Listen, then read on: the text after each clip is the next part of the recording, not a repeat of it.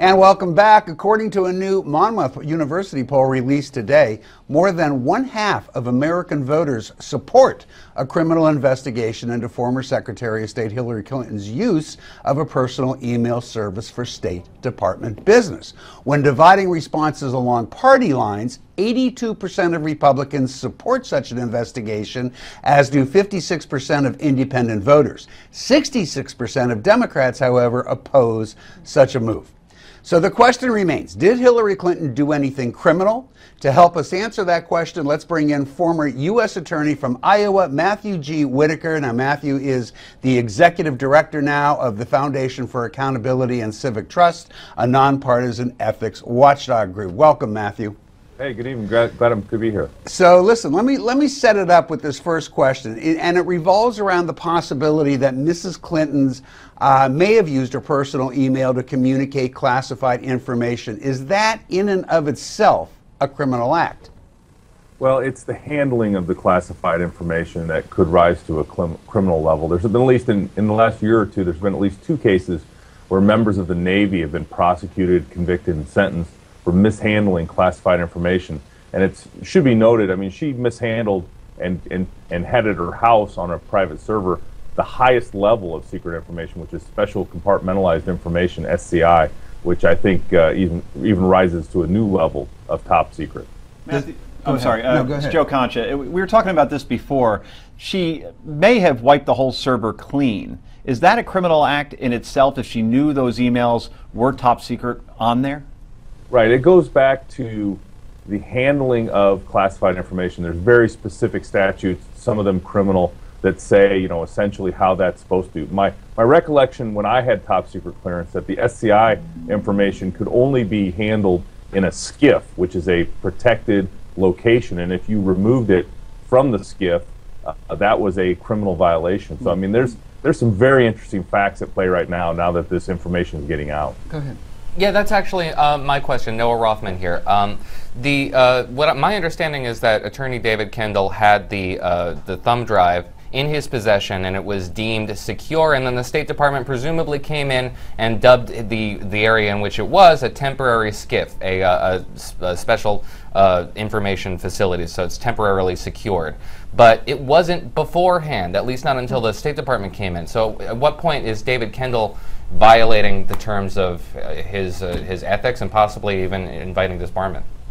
Right. That is one of the many questions. I don't know how you can set up a temporary SCIF, because in my experience, SCIFs were had significant insulation in the walls, had the sound ability to reduce. I mean, it's a big deal, and so you just can't turn any lawyer's office into a SCIF.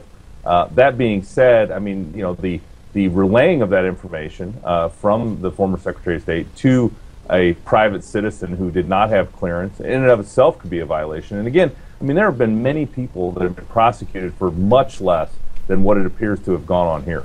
So Matthew, we got to close up here. Really do appreciate it. I'm sure we're going to want to bring you on some more to discuss this, because I have a funny feeling it's not going away. Would you agree?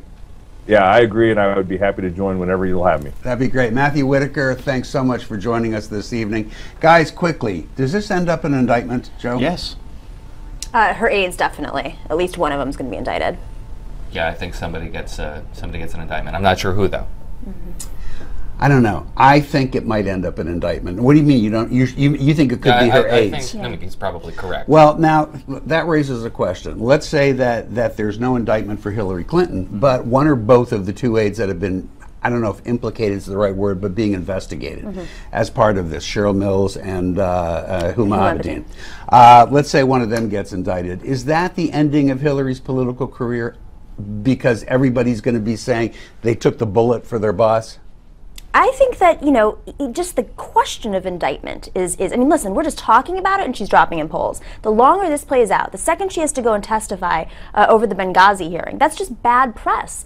Every single day she has bad press is a day that she drops in the polls, and that I think she's going to end up dropping out of the race. Joe, what do you think? If she's losing to Bernie Sanders in New Hampshire now, just wait till these indictments start coming. Yeah, then I don't see how she recovers. This may turn everything around for Joe Biden. Because where previously Joe Biden may be making a political decision, a family decision, all the things somebody thinks about when they decide if they want to run for president, he may now be in the position where the Democratic Party comes to him and says, you've got to run. Yeah. We have nobody else. Not Martin O'Malley. And he says, I am here reluctantly, as a reluctant warrior, to save my party and to save this country. I'm the only guy who can do it. And people rally around that because he's likable. So Noah, then the question is, how much longer can this go on? I mean, is it going to take Hillary losing Iowa, which she's now leading, by the way, in by double digits, and New Hampshire, or does she keep going even if there's an indictment, let's say? The only person who can stop Hillary Clinton is Hillary Clinton. For the last 4 years, the Democratic Party has cleared the field. They have created the conditions where she has a monopoly on the organizational process in every one of the early states. There is no way to stop the Clinton machine unless she stops it for them, or it's stopped by the Justice Department, which has gone out of its way to say Hillary Clinton's not a subject of this investigation, just her behavior, which has led to all these cascading series of events, are subject to an investigation. They're not going to show their hand either. No, exactly not. They wouldn't. Why would they? So there's no reason why this would stop. Can any of you remember a time, ever, when the front runner of the Democratic Party and the front runner of the Republican Party were so suspect as candidates, where the conversations on the Republican side are, yeah, wow, it's amazing this guy's leading, but he can't really get the nomination. And the front runner for the Democrats is, well, she may end up in jail, not the White House. Right. I can't remember anything like this. I'm not sure we could equate 1872. Right. 1872, really? 1872. Those are the candidates real quick. I don't even All right, you're out of that time. Was You're the corrupt out of time. deal. Yeah, Trump's done nothing corrupt. Let's be very clear, Munger. So do you guys think Hillary Clinton will face criminal charges over her private email server? And should she? Let us know at newsmaxtv.com/comments. Coming up, Donald Trump has the poll numbers, but can he turn them into votes?